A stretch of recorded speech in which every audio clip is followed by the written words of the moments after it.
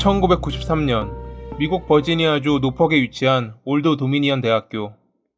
올해 이곳을 입학한 사라 위스노스키는 행복한 대학 생활을 즐기고 있었습니다. 주위 친구들과도 잘 어울렸고 좋아하는 남자도 생긴 그녀. 평화로운 대학교 생활에서 그녀에게 문제가 생길 일은 없어 보였습니다. 하지만 1993년 9월 22일 인근에 있는 라파에트 강에서 그녀가 사망한 상태로 발견됩니다. 그녀의 몸에 남은 흔적은 실족사가 아닌 타살임을 가리키고 있었습니다. 강으로 이어진 옆 공원의 계단에서 사라의 신발 한 짝이 발견됩니다. 범인이 범행을 저지르고 이곳까지 옮기는 사이 미처 회수하지 못한 듯 보이는 그녀의 신발. 사라를 마지막으로 목격한 이는 그녀의 룸메이트였습니다. 룸메이트는 어제 오후에 그녀가 저녁에 보자는 약속을 하며 밖으로 나간 뒤 돌아오지 않았다 주장했습니다. 사라가 누군가를 만나러 나갔다는 것을 알게 된 경찰은 그녀와 만난 사람이 사건과 연관돼 있을 것이라 생각하며 수사를 벌였고 유력 용의자를 찾아냅니다. 용의자의 이름은 데릭 로코 바나베이. 사라와는 같은 대학교 새내기였던 그는 사라가 좋아했던 남성이기도 했습니다.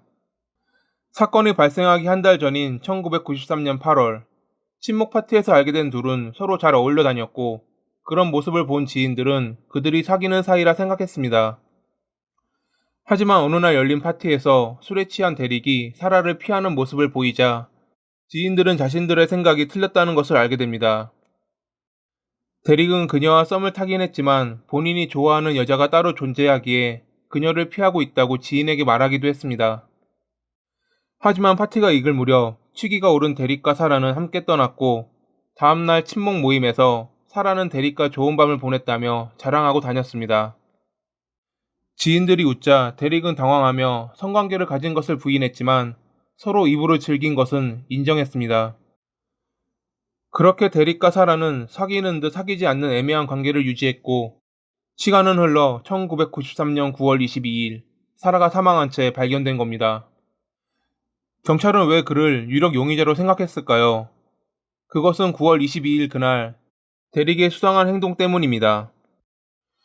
그날 새벽 1시에 데릭의 윗집에 사는 주민은 아랫집에서 들려오는 음악 소리에 잠을 설치고 있었습니다. 음악 소리에 잠을 못 이루는 다른 주민들 역시 그에게 항의하기 위해 데릭의 방문을 두드리며 연락 소리쳤지만 문은 잠겨 있었고 아무도 나오지 않았습니다. 5분 동안 데릭의 방 앞에서 소리친 그들은 잠시 후 음악이 꺼지자 화를 내면서도 못 이룬 잠을 청하기 위해 방으로 돌아갑니다. 잠시 후 데릭의 이웃 주민인 트로이는 문을 두드리는 소리에 잠에서 깨어났습니다. 그의 현관문을 부실 듯 두드린 이는 바로 데릭이었습니다. 데릭은 트로이에게 그의 차가 자신의 차를 막고 있으니 빨리 좀 빼달라고 말했습니다. 그가 차를 빼주자 데릭은 빠르게 차를 몰고 라파에트강 방향으로 떠났다고 합니다. 그날 아침 7시 30분경 데릭은 자신의 집에 돌아와 잠에 빠져 있었고 그의 지인은 주차되어 있는 데릭의 차량 뒤에서 신발 한 짝을 발견합니다. 그것은 바로 발견되지 않았던 사라의 나머지 신발이었습니다. 데릭의 차 근처에서는 무언가 비린내 같은 불쾌한 냄새가 나기도 했습니다. 하지만 당시까지도 사라의 시신이 발견되지 않았던 시간이었기에 지인은 그저 누군가 신발을 버렸고 차 시트에 곰팡이가 피었다고 생각했다 합니다. 그날 사라는 강에서 발견됐고 오후 6시 무렵 데릭은 지인에게 아버지 일을 도와드리기 위해 이틀 정도 떠난다 말하고 노퍽을 떠났습니다. 경찰은 데릭을 의심했고 연락이 닿지 않는 그가 지금 도주를 하고 있다 판단하며 수배령을 내렸습니다. 그해 12월 데릭은 오하이오주에서 체포됩니다. 사라의 몸에서 나온 범인의 것으로 추정되는 DNA가 데릭과 일치하자 그는 결국 살인죄로 재판을 받게 됩니다. 데릭은 그날 자신이 사라와 관계를 가진 것은 사실이지만 관계 후 그녀는 집으로 간다며 나갔고 그 뒤로 보지 못했다 주장했습니다. 하지만 데릭은 그날 했던 수상한 행동에 대해서 별다른 해명을 하지 못했고 검시관이 사라가 사망한 시간이 성교 직후라 밝히자 배심원단은 그에게 유죄를 판결합니다. 판사는 데릭에게 사형을 선고했고 2000년 9월 14일 그의 형이 집행됩니다.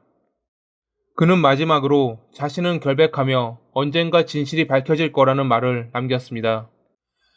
밝혀질 진실이 무엇일지 모르지만 2020년 지금까지 그가 말한 진실은 아직 밝혀지지 않고 있습니다. 오늘도 봐주셔서 감사합니다.